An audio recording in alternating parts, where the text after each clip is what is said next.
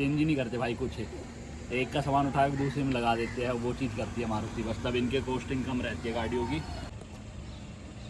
Hello guys, welcome to my video. आज हमारे साथ है ब्रीजा के ओनर और ये हमारे द्वारका में ही रहते हैं और इनका एक यूट्यूब चैनल भी है आने वाले शेरावत के नाम से भाई चैनल, देख लेना आप लोग।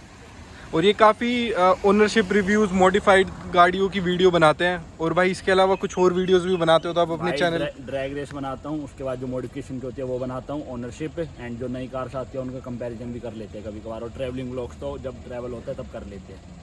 अब बात करते हैं गाड़ी की, तो इनके पास है ब्रेजा। भैया कौन सा मॉडल है? और एक भाई जनवरी 2021 बेस मॉडल है LXI। ये आप इंडिकेटर देख सकते हो, ice cube indicator base model में ही आते हैं। और डीजल की जैसे अभी आपने ये बताई, नहीं भैया पेट्रोल 2021 है। 2020 में पेट्रोल वो डीजल बंद हो चुकी थी मारुति की, तो ये पेट्रोल वेरिएंट है। तो आपने LXI का ही क्यों सोचा कि LXI ले लेता हूँ ब्रेजा की? प्रोजेक्टर में LED ये मिल रही थी, ठीक है, और चारों पावर विंडो मिल रहे थे, ORVM पे इंडिकेटर मिल रहे थे, की मिल रही थी, ये तो ऐसे सब में ही आती है ऐसे वाली की तो। हाँ मतलब बेस मॉडल में भी मिल रही थी, तो ज़्यादा वर्थ नहीं था कि ऊपर वाले मॉडल पे जाना, काफ़ी चेंजेस थे नहीं उसमें। तो बाकी मुझे थोड़ा बहुत जो काम कराना था वो बाहर से करवाना था, जैसे एलोए का हो गया वो मैंने बाहर से लगवा रखे हैं। उसके बाद ये मैंने कंपनी से ले ली थी एसेसरी, मैंने DRL भी लगवाए थे इसमें, पर उसमें काम नहीं करे। 2 बार लगवाए थे, एक बार तो आधा ख़राब हो गया था पानी वगैरह जाने की वजह से। दूसरे जो लगवाए थे नए डिज़ाइन का वो मेरा राजस्थान में चोरी कर लिया था, तो फिर मैंने वापस अपनी कंपनी वाले ही लगवा लिए।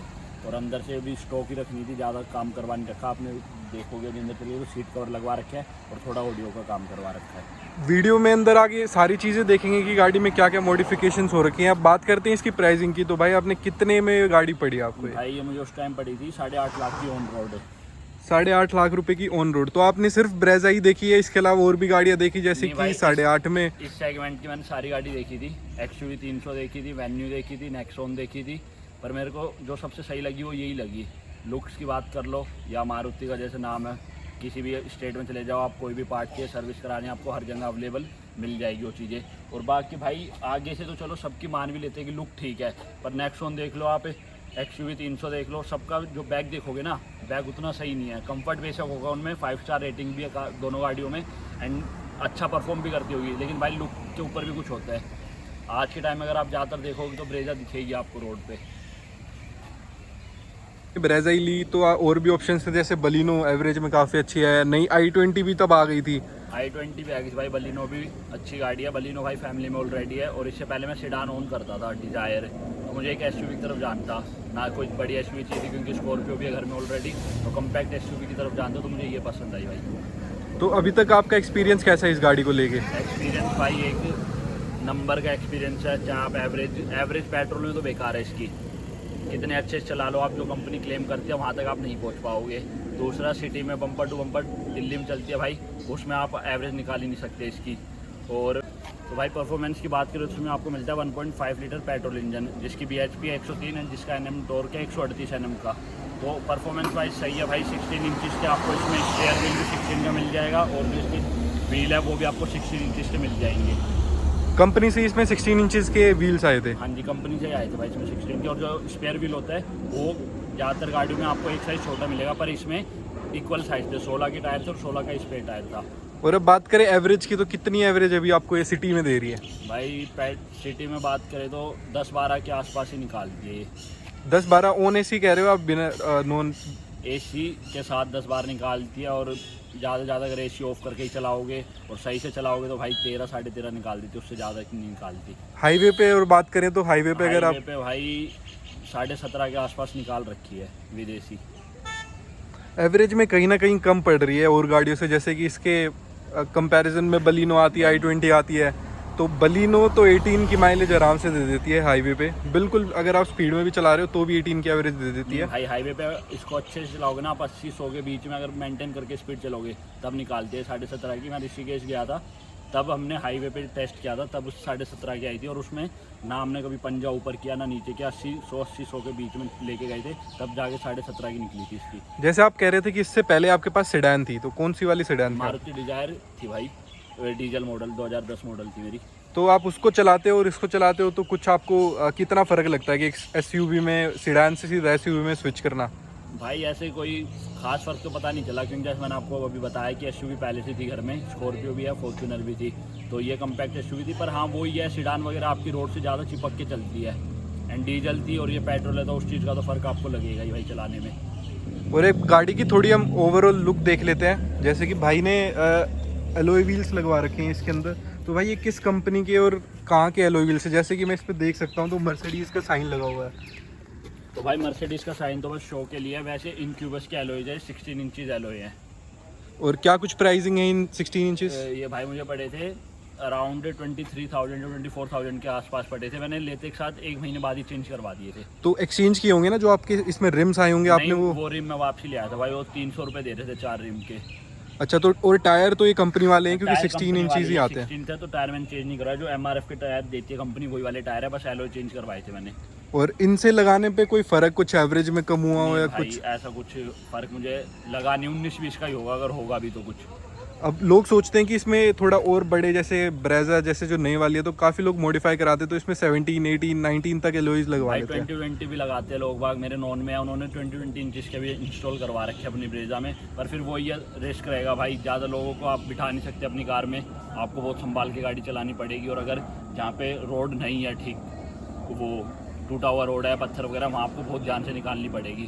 तो जैसे इसमें टॉप मॉडल में 17 इंचेस आते होंगे शायद, तो आपने 17 का नहीं सोचा कि मैं 17 इंचेस ही लगवा लेता हूँ, कि कंपनी भी रिकमेंड कर रही है भाई उस चीज़ मुझे को? एलॉय लगवान थे, पर मुझे ये नहीं चाहिए कि टायर कुछ ज़्यादा बाहर निकल रहा हो, क्योंकि उससे फिर गाड़ी ज़्यादा ही गंदी होती है। अभी 16 में भी देख लो क्या हालत हो रखी है, 2 दिन बारिश हुई है, अभी मतलब लगातार 3-4 दिन बारिश हुई है, 3-4 दिन गाड़ी चली है, ज़्यादा गंदी हो जाती है। 17 में अगर लगवा भी लेता हूँ तो इससे बॉडी से ज़्यादा बाहर आते हैं, उसमें ज़्यादा गंदी होती है, और फिर उनकी दिक्कत भी हो, ज़्यादा बड़े लगवा लेते हैं ना, वो बेकार से भी लगते हैं फिर। और इसके अलावा बात करें तो आपने गाड़ी में बाहर से क्या क्या मॉडिफिकेशंस करा रखी हैं? बाहर से मैंने ये रेन वाइजर लगवा रखे हैं, ये रैप करवा रखी है मैंने, टिंट करवा रखे हैं। ग्रीन टिंटेड है? ग्रीन टिंटेड है, जो मारुति की बलिनो में आते हैं वो वाले ग्रीन टिंटेड है। और ये आई पॉप के डोर गार्ड लगवा रखे हैं। और ये जो आपने रैप कराया, तो ये पूरी छत को रैप क्यों नहीं कराया? भाई ड्यूल टोन हो जाती है जिस पे चलान है। भाई मैंने अपनी i20 को भी करा रखा है ड्यूल टोन, अभी तक तो टच वुड किसी ने रुकवाया नहीं है। तो भाई i20 में जैसे आता है, इसमें भी आता है, पर इसके टॉप मॉडल्स में आता है। i20 में टॉप और बेस का ऐसे खास डिफरेंस आप बाहर से बता नहीं सकते, इसमें आप डिफरेंस बता सकते हो। और फिर मेन बात ये, हमारा काम एयरपोर्ट का है, उस तरफ चेकिंग ज़्यादा होती है भाई। और ये आपने जो लोकल रैप होता है वो करवाया या फिर एवरी डेनिसन या किसी ब्रांडेड रैप नहीं करवाया? भाई ब्रांडेड नहीं था, ये नजब वो पालम की मार्केट से ही करवाया था मैंने। क्या कुछ प्राइसिंग होगी भाई इस रैप की जो आपने कराया? इतना खास तो याद नहीं है, पर 1200-1500 के अराउंड ही थी, दोनों तरफ रैप हुए थे। भाई मैं आपको भी और अपनी सारी पब्लिक को एक रिकमेंडेशन करना चाहता हूँ कि ये वाला जो रैप होता है ना भाई, ये मत करवाया करो अपनी गाड़ियों में बिल्कुल भी। बेशक ये चीप होता है, ये भाई आपको खुद ही बता देंगे। ये देख लो, इसकी क्वालिटी देख लो, यहाँ से भी उखड़ रहा है, पीछे से देखोगे वहाँ से भी उखड़ रहा है, इधर बीच में देखोगे तो इसमें यहाँ पे पूरी बबलिंग आ रखी है, इनमें सही से पेस्ट भी नहीं होते। और कितना टाइम हो गया आपको ये लगवाए? भाई ये मैंने 21 में ही करवाया था, मतलब 1 साल से ज़्यादा हो चुका है मुझे टाइम में। और ये वाले रैप की सबसे ज़्यादा ख़राब बात ये होती है कि जब आप इसको उतारोगे ना, तो आपके जो नीचे का पेंट है उसके ऊपर इतना गम छोड़ देगा ये, और इतने ख़राब कर देगा उस वाले पेंट को कि वो मैच नहीं कर पाएगा बॉडी पेंट से। जैसे जो एवरी डेनिसन या जो भी और अच्छा रैप होता है तो एक बारी में उतर जाता है पूरा पीस, लेकिन इसमें है ना ये पीसीज में निकलेगा। तो ये गाड़ी के लिए बिल्कुल भी रिकमेंड मैं नहीं करता हूँ कि अब अपनी गाड़ी पे लगवाएं। और ऐसी चीज़ों तो मैं भी नहीं करता हूँ, लेकिन उस टाइम मेरे पे ना ज़्यादा टाइम नहीं था, एग्जाम वगैरह चल रहे थे उस टाइम, तो जो मार्केट मुझे पास लगी और जहाँ जो मिल रहा था मैंने वो करवा लिया, बस करवाना था मुझे, वरना जाता तो मैं भी अच्छे रैप के लिए ही। और छत हमारी गाड़ी की सबसे मेन ही चीज़ होती है एक तरीके से कि इसी से गाड़ी की वैल्यू लगती है, और उसी पे हम लोग ब्लैक रैप करा लेते हैं लोकल वाला, तो उससे छत भी ख़राब हो जाती है। अब बात करते हैं नेक्स्ट चीज़ में भाई, इसके अलावा आपने पीछे से क्या कराया गाड़ी में?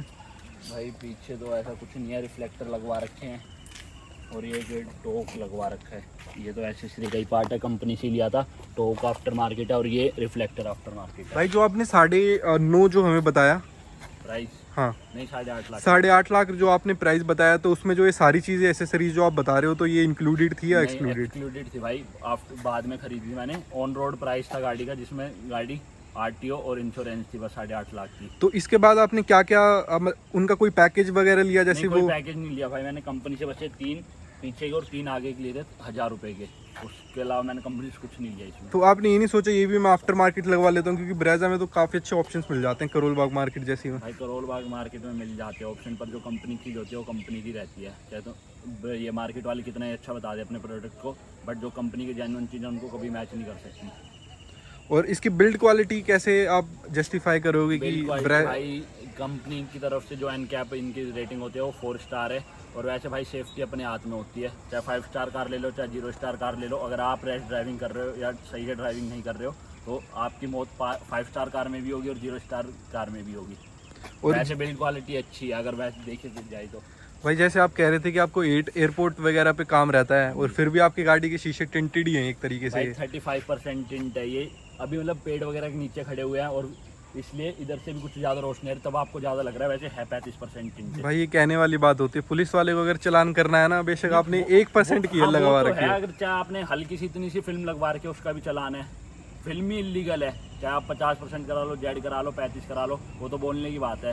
पर मान जाते भाई इतनी में। अगर जेड ब्लैक होती है तब ज़्यादा वो पंगे करते हैं कि चालान करेंगे, हम बात नहीं सुन रहे। पर अगर थोड़ी बहुत है तो मान जाते हैं। चलो भाई, इसके अलावा आपने बाहर से एक्सटीरियर से कोई और मॉडिफिकेशंस करा रखी है अपनी गाड़ी में? एक्सटीरियर से कुछ नहीं है। अब चलते हैं अंदर और बात करते हैं इंटीरियर की और इसमें क्या क्या फीचर्स आते थे। ऐसा कुछ इंटीरियर आता है जैसे पहले वाली ब्रेजा में भी सेम ही तरीके का सब कुछ आता था, जैसे स्क्रीन वगैरह जो भी कुछ है तो सेम ही आता था पुरानी ब्रेजा में भी और इस ब्रेजा में भी। तो अंदर चलते हैं और बात करते हैं इनके ओनर से। और जैसे कि मैं देख सकता हूँ इसके अंदर इन्होंने CNG भी लगवा रखी है। और भाई जैसे अंदर बैठ के जैसे मैं देख रहा हूँ कि पुरानी जैसी गाड़ी में ही है, जैसे पुराना जैसे इनके ब्रेजा आती थी पुराने वाली। चेंज ही नहीं करती। अगर चेंज करते हैं कुछ तो 6-6, 7-7 साल में जाके चेंज करते हैं। जैसे अभी 2022 में इनकी नई ब्रेजा आई है, तो 2016 में शायद लॉन्च हुई थी ब्रेजा, जो डीजल वाली लॉन्च हुई थी। तो तब से लेके 22 तक इनका सब कुछ सेम ही था। माइनर चेंजेस करे होंगे अगर इन्होंने पेट्रोल वेरिएंट में कुछ करे होंगे तो, नहीं तो अभी 22 वाले वेरिएंट में इन्होंने मेजर चेंजेस करे हैं। और बात करते हैं इसमें आर्मरेस्ट भी नहीं है जैसे पुरानी गाड़ियों में आता था। और इनकी ये स्क्रीन भी थोड़ी बेसिक है, लेकिन बेस मॉडल के हिसाब से काफ़ी अच्छी स्क्रीन इन्होंने दे रखी है। और इंस्ट्रूमेंटल क्लस्टर की बात करें तो ये भी बेसिक ही जो पहले से आता था वही है। कि स्पीकर्स की जैसे कि इसमें ऊपर जगह भी है ट्विटर होगी, तो भाई इसमें कंपोनेंट आए थे पहले से। भाई 4 स्पीकर आए थे, ट्विटर नहीं आए थे। ट्विटर के लिए स्पेस दे रखा है और मैंने अपग्रेड करवा रखे हैं। स्पीकर जो कंपनी के थे वो सही थे, मतलब इतना जरूरी नहीं थी कि चेंज करवाने पड़े। पर मुझे थोड़ा ऑडियो का शौक है तो मैंने आगे फोकल के ट्विटर एंड कंपोनेंट लगवा रखे, पीछे मैंने इन्फिनिटी के लगवा रखे और डिग्गी में मैंने एक इनक्लोजर लगवा रखा है पैनासोनिक का। तो ये सब लगाने में आपका कितना खर्चा है, जैसे कि 2 कंपोनेंट? और भाई फोकल के तो मुझे पड़े थे 6000 के आसपास के, और जो इन्फिनिटी के बता रहा हूँ मैं आपको 5-5.5 के आसपास के पड़े थे मुझे। तो आपने सेम ही क्यों नहीं लगवाए पूरी गाड़ी में, क्योंकि अलग अलग आवाज आती होगी अब आगे नहीं पीछे भाई, अलग अलग आवाज नहीं आती। उस टाइम ना अवेलेबल नहीं था उन पे, एक ही पेयर बचा हुआ था फोकल का। और इन्फिनिटी की रेफरेंस सीरीज थी नहीं, तो ये 65-20 आती है शायद इनकी इन्फिनिटी की, वो वाले थे तो मैंने लगवा लिए थे। मैंने उनसे बात कर ली थी, जब आएगा तो आप चेंज करोगे इनको, जो भी उनका ऊपर का बनेगा वो मैं दे दूंगा उन्हें। और जो इनकी स्क्रीन है जैसे कि आप देख सकते हो बिल्कुल बेसिक स्क्रीन है। तो आज के ज़माने में आपको लगता नहीं कि जैसे आप और किसी की गाड़ी में बैठते हो। 8.5 लाख की गाड़ी और लगा लो i20 स्विफ्ट में भी आजकल टच स्क्रीन आने लग गए हैं। यार नहीं भाई है, इतना वो भी नहीं है। मतलब अगर टच स्क्रीन वाली है वो तो अच्छी बात है, लेकिन है तो एक वो भी खतरा, अगर ड्राइवर चला रहा है स्क्रीन वाली है, वो उसका दिल तो करेगा ना देखूं मैं, तो आगे कुछ हो जाए फिर वो तो अपने ऊपर होता है। कंपनी तो वही बात है ना, कंपनी देती है टॉप मॉडल में देती है, बेस के हिसाब से ये सही है। आपको अगर टच वाली चाहिए और फंक्शन चाहिए तो आप टॉप की तरफ जा सकते हो। टॉप में वही 2.5-3 लाख रुपए का फर्क आ जाता है, उसमें कंपनी वो काम कर देती है। नहीं, कंपनी वाली जो स्क्रीन होती है, एक तो उसमें वीडियो प्लेबैक होती ही नहीं जब चलती होती है गाड़ी, और दूसरा उसमें सबसे बढ़िया स्क्रीन का ये फंक्शन होता है एप्पल कारप्ले और एंड्रॉइड ऑटो, जिससे आप गूगल मैप और ये अपना जो म्यूजिक क्वालिटी होती है ये काफ़ी अच्छी हो जाती है उन चीज़ों से। तो भाई ऑडियो मैं आपको सुनाऊंगा, अभी आप सुन के देखना। नहीं, इस वाले इसकी स्टीरियो की तो काफ़ी अच्छी है। मैं मारुति को खुद ही कह रहा हूँ कि मेरे पास भी बलिनो है, तो उसके अंदर जो बेसिक स्पीकर्स है ना वो भी सफिशिएंट है। और मैंने उसके अंदर तो बेस ट्यूब भी लगा के सुना था, तो कंपोनेंट की भी ज़रूरत नहीं पड़ी जब मैंने उसमें बेस ट्यूब इंस्टॉल करी थी। और अब सफिशिएंट है, मतलब अगर कोई नॉर्मल पर्सन है ना जिसने ऑन कर रखी है कार, तो उसके लिए म्यूजिक के जो कंपोनेंट आते हैं, स्क्रीन मान लो, सब सफिशिएंट है। पर हम जैसे को भाई थोड़ी आदत होती है कि ऑडियो ज़्यादा हो, लाउड हो, तो उस चक्कर में हम चेंज करवा लेते हैं। बाकी कंपनी को सोच समझ के ही सही चीज़ देती है। और आर्मरेस्ट भाई अभी अभी तक नहीं लगवाया इसके अंदर आर्मरेस्ट तो भाई जरूरत नहीं है आर्मरेस्ट की। जैसे मैं बैठा हूँ ना तो मेरे दोनों आदत है गाड़ियों में आपको, आर्मरेस्ट है तो आपकी मेरे को दोनों ऐसा कारों लग में रहा है मैं आपको हाथ आदत कहाँ है। रखूँ। तो हमें आदत नहीं है ना, हमें कोई भी नहीं जरूरत पड़ी कि हम लगवाए, अगर कभी इन फ्यूचर जरूरत पड़ी तो लगवा लेंगे। और इसके अंदर फीचर्स की बात करें तो LXi में 4 पावर विंडोज आती हैं। और भाई इसके अलावा क्या क्या फीचर्स आते हैं इसमें LXi में? और कुछ नहीं आता भाई। सीट एडजस्टेबल भाई, मैनुअल ऊपर नीचे होती है? ऊपर नीचे स्टीयरिंग होता है बस। टेलीस्कोपिक और दोनों है ये? नहीं, एक ही अप डाउन होता है। अप डाउन होता है, ओके। जैसे कि आप देख सकते हो मैनुअल है ये भी। और इसकी लाइटों का थ्रो कैसे है? जैसे कि LXi में ही कंपनी वाले प्रोजेक्टर दे रहे हैं। लाइटों का थ्रो भाई सही है, इनफ है। हेलोजेंस देती है ना LXi में? तो हेलोजन है। आपने अपग्रेड नहीं कराया? नहीं सोचा upgrade LED? की नहीं, अभी नीड नहीं है भाई, अभी चल रहा है इसमें सही काम, और इनका थ्रो भी अच्छा है। और बात करें तो भाई आपने 46,000 चला दी। ऑलमोस्ट 47 ही मान लो। 47 मान लेते हैं इस गाड़ी को कि 47 एक साल में भाई आपने ये गाड़ी चला दी। रनिंग ज़्यादा है ना भाई, डेली का अगर ना करके कहीं नहीं जा रहे तो भी 70 to 80 किलोमीटर डेली रनिंग है। तो भाई आपने ये नहीं सोचा कि मैं CNG कंपनी फिटेड ले लेता हूँ कोई गाड़ी, कि जब इतनी रनिंग है तो मेरी? नहीं, आपको थोड़ी बड़ी गाड़ी चाहिए थी? बड़ी गाड़ी चाहिए थी, ये घर वालों को ही पसंद है। CNG तो भाई बाहर से भी लग जाती है। जैसे कि मैं देख सकता हूँ लगवाई भी है हाँ, आपने। लगवा रखी है मैंने 15,000 के बाद लगवा ली थी मैनेजर से बात करके। तो उसके बाद 15,000 किलोमीटर जब इसके हो गए थे तो मैंने लगवा ली थी, क्योंकि उस टाइम BS6 दिल्ली में पास नहीं हो रही थी। अब पासिंग आ गई है, हरियाणा और दूसरे स्टेट में BS6 में पास हो रही थी। और फिर मैंने अपने मैनेजर से बात करी जहाँ से मैंने कार परचेज की थी, उन्होंने बोला कोई दिक्कत नहीं आप लगवा लो, तो मैंने लगवा ली थी। फिर तो आपके ओन पेपर्स में हो गई थी CNG?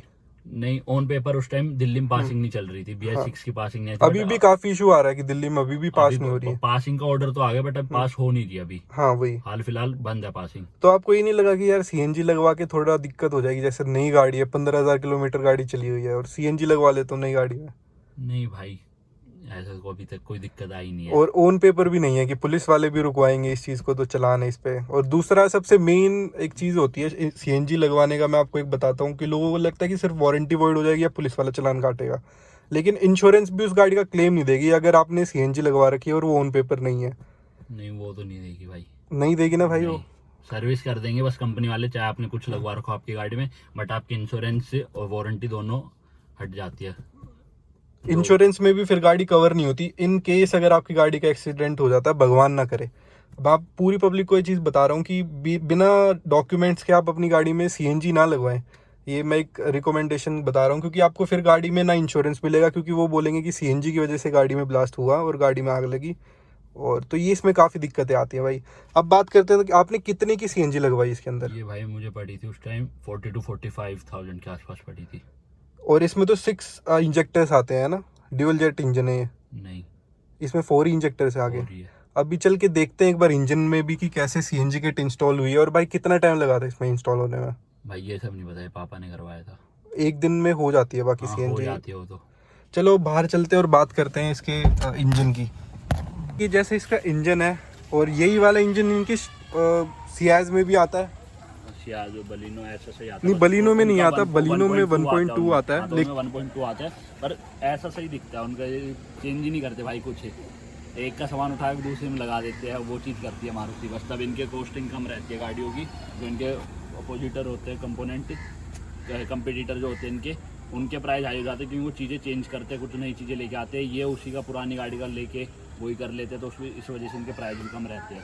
और जैसे देख सकते हैं कि CNG किट काफ़ी अच्छे से इंस्टॉल हो रखी है, पता भी नहीं चल रहा कि गाड़ी में CNG किट हो रखी है इंस्टॉल। जैसे आप देख सकते हो ये ECM लगा हुआ है जो CNG का होता है, ये सारी चीज़ें CNG की है ना भाई? ये सारी चीज़ें CNG की लगी हुई है एक्स्ट्रा इसके अंदर। यहाँ से CNG फिल होती है, और जैसे कि आप देख सकते हो यहाँ से इसके अंदर CNG फिल होती है। तो भाई आपने सोचा नहीं कि मैं पीछे ही लगवा लेता, क्योंकि आजकल की मैंने काफ़ी गाड़ियों में देख लिया कि बाहर के कुछ इंस्टॉलर ऐसे हैं कि वो जो CNG का होता है वो जैसे कंपनी फिटेड में जहाँ से डलती है तो वहीं से मतलब वो कुछ पॉइंट करके कर देते हैं।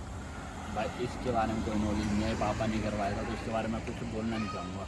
और सिलेंडर की बात करें तो भाई इसमें कितने kg का सिलेंडर लगा हुआ है? भाई 14 किलो का सिलेंडर है इसमें। 14 किलो का सिलेंडर। एक बार सिलेंडर को भी देख लेते हैं। दिखेगा तो देख लो भाई। भाई ये देखते हैं कि इसमें यहाँ पर सिलेंडर इंस्टॉल हो रखा है, जैसे कि आप देख सकते हो। और इसके बाद भी काफ़ी जगह है कि जैसे भाई ने एक इंक्लूजर भी लगवा रखा है इसके अंदर। इसकी आवाज़ भी हम अब सुनेंगे थोड़ी देर में, इसके म्यूज़िक सिस्टम की। जैसे कि आप देख सकते हो कि सिलेंडर काफ़ी अच्छे से इंस्टॉल हो रखा है और ब्रेजा में काफ़ी स्पेस भी बच जाती है इसके बाद। भाई आपने कार्डबोर्ड का क्यों लगवाया, क्यों सोचा कार्डबोर्ड लगवाने? कंपनी फिटेड जैसे जो आता है टॉप मॉडल में वो नहीं सोचा कि मैं वही ले लेता हूँ? नहीं भाई, मैंने बताया तो आपको, इतना टाइम नहीं था, मेरा एग्ज़ाम वगैरह चल रहे थे, पर मुझे गाड़ी में काम कराना था, तो जो शॉप पे मिला वो मैंने लगवा लिया कि हाँ इनकी नीड है, तो मैंने लगवा लिया। और बात करते हैं कि सीएनजी की, तो भाई सीएनजी कितने में फुल हो जाती है इसकी? भाई वो तो प्राइस के ऊपर डिपेंड है, वैसे 8-9 किलो गैस आती है, तो जो प्राइस चल रहा होता है उस हिसाब से आप नहीं, जैसे अभी आप फुल कराते हो तो 500-600 भाई 700 भी चली जाती है। 700 भी चली जाती है। अब जैसे दिल्ली में प्राइस हो रखा है 75.61 आस्ट का प्राइस है, तो अगर पूरी खाली है तो 9 किलो गैस भी आ जाती है, अगर प्रेशर सही है तो उसमें 700 के आसपास भी आ जाती है। और बाकी अगर किसी दूसरे स्टेट में जाते हो तो वहाँ 90 प्लस भी है सीएनजी के रेट है, तो वहाँ फिर वो और महंगी हो जाती है। कराने के बाद सिलेंडर कितना चल जाता है, कितने किलोमीटर ये गाड़ी चल जाती है? अराउंड अगर सिटी में चला रहे हो तो 150-170 के आसपास चल जाती है, और अगर वही चीज़ अगर हाईवे पे आप टेस्ट कर रहे हो तो 250 प्लस चल जाती है। 250 प्लस चल जाती है। भाई आज बात करें तो पेट्रोल और सीएनजी में कुछ ज़्यादा फर्क रह नहीं गया है।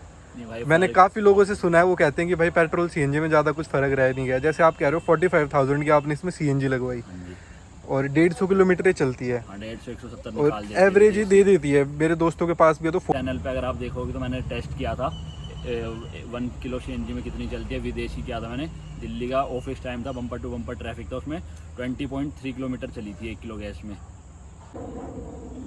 चलो अब बात करते हैं इसके म्यूज़िक सिस्टम की। तो भाई अब हमें इसका म्यूज़िक सिस्टम सुनाएगा, जो कि इन्होंने बाहर से बेस ट्यूब भी इसके अंदर लगवाई है।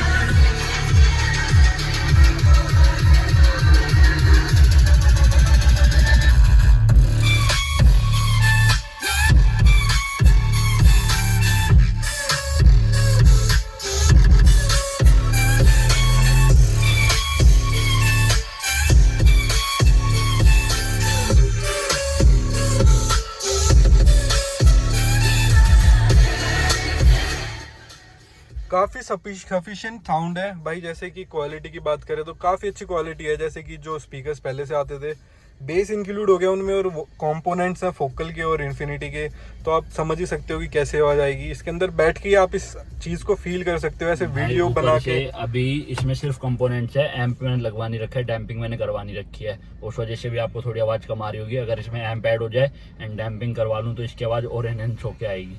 और आपने फिर इनक्लोजर कैसे चला रखा है इसका? उसके लिए एम्पलीफायर है, इनबिल्ट एम्प है भाई, उसमें इनबिल्ट एम्पलीफायर आता है। कंपोनेंट्स के लिए मैंने अभी कोई एम्प नहीं लगवा रखा है, और ना ही मैंने डोर में और डिग्गी मैंने कोई डैम्पिंग करवा रखी है। तो अगर डैम्पिंग भी हो जाती है ऑडियो के साथ एंड डैम्प लग जाता है तो उसकी अपग्रेड और हो जाती है भाई, इनहेंस हो जाती है audio. Thank you guys for watching this video. अगर आपको ये मेरी वीडियो अच्छी लगी हो तो आप मेरी इस वीडियो को लाइक कर सकते हो और मेरे चैनल को सब्सक्राइब कर सकते हो। Thank you.